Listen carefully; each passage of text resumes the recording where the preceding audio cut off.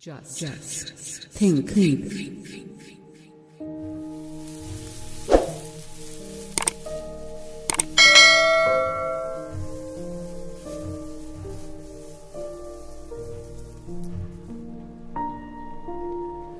गुलामगिरी, slavery.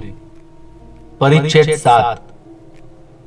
Brahma, ताड़ के पत्तों पर लिखने का रिवाज, जादू मंत्र, संस्कृत का मूल, अटक नदी के उस पार जाने पर रोक।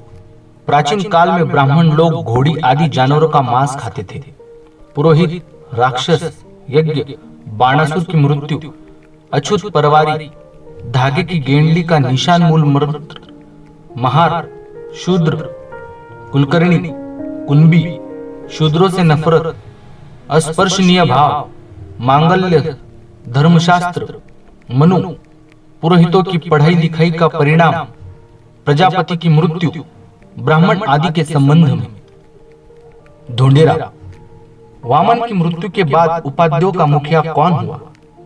ज्योतिराव, वामन की मृत्यु के बाद उन लोगों को कुलीन मुखिया की नियुक्ति के लिए समय ही नहीं मिला होगा, इसलिए ब्रह्मा नाम का एक चतुर चालाक दप्तरी था, वही सारा राज्य शासन संभालने लगा। वह बहुत ही कल्पना बहादुर था। उसको जैसे जैसे मौका मिलता था वह उस तरह से काम करके अपना मतलब साध लेता था। उसके कहने पर, उसकी बात पर लोगों का बिल्कुल ही विश्वास नहीं था, इसलिए उसको चौमुहा कहकर पुकारने का प्रचलन चल पड़ा। मतलब यह कि बहुत ही चतुर, हठीला, धूर्त, दुस्साहसी और निर्दयी था। ढूंढेराव, ब्रह्मा ने सबसे पहले क्या किया होगा? ज्योतिराव, ब्रह्मा ने सबसे पहले ताड़ वृक्ष के सूखे पत्तों पर कील से कुरेद कर लिखने की तरकीब खोज निकाली और उसको जो कुछ ईरानी जादू मंत्र और व्यर्थ की नीरस कहानियां याद थी, उनमें से कुछ कहानियां उसमें मिलाकर उस काल की सर्वकृत, जिसका अपभ्रंश संस्कृत शब्द है, चालू भाषा में आज की पारसी, बैती जैसी छोटी छोटी कविताओं, छंदों की रचना की और सबका सार ताड़ वृक्ष के पत्तों पर लिख दिया। बाद में इसकी बहुत प्रशंसा भी हुई। उसी की वजह से यह धारणा प्रचलित हुई कि ब्रह्मा के मुंह से ब्राह्मणों के लिए जादू मंत्र विद्या का प्रादुर्भाव हुआ है। उस समय उपाध्याय लोग बिना भोजन पानी के मरने लगे थे। इसी की वजह से वे लोग लुके छिपे ईरान में भाग गए। इसके बाद उन्होंने यह नियम बना लिया था कि अटक नदी या समुद्र को लांघकर उस पार किसी को नहीं जाना चाहिए, और इसका उन्होंने पूरा बंदोबस्त कर लिया था। ढूंढेराव, फिर उन्होंने उस जंगल में क्या क्या खाकर अपनी जान बचाई?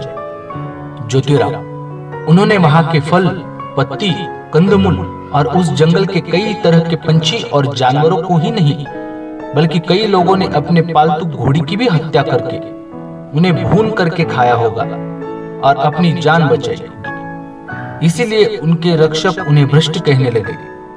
बाद में उन पंडों ने कई तरह की कठिनाइयों में फंस जाने की वजह से कई तरह के जानवरों के मांस खाए, लेकिन जब उन्हें उस बात की लज्जा आने लगी तब उन्होंने किसी भी प्रकार का मांस खाने पर रोक लगा दी होगी। लेकिन जिन ब्राह्मणों को पहले से ही मांस खाने की आदत लगी थी, उस आदत को एकदम से छुड़ाना बड़ी मुश्किल की बात थी। उन्होंने कुछ समय बीत जाने के बाद समय देखकर उस निम्न कर्म का दोष छुपाने के लिए पशुओं की हत्या करके उनका मांस खाने में सबसे बड़ा पुण्य मान लिया और खाने योग्य पशुओं की हत्या को पशु यज्ञ, अश्वमेध यज्ञ आदि प्रतिष्ठित नामों से संबोधित करके उनके बारे में उन्होंने अपने ग्रंथों में लिख कर रखा। उसमें उन्होंने यज्ञों का पूरी तरह से समर्थन किया। उनका धर्म अर्थात ब्राह्मण धर्मवाद बाद में यज्ञों का धर्म कहलाया। उनके यज्ञ पूरी तरह से हिंसक ही थे। बिना हिंसा की वैदिकों का ब्राह्मणों का यज्ञ होता ही नहीं। Thanks for watching video. Subscribe your own YouTube channel, Just Think, and press the bell icon for notifications.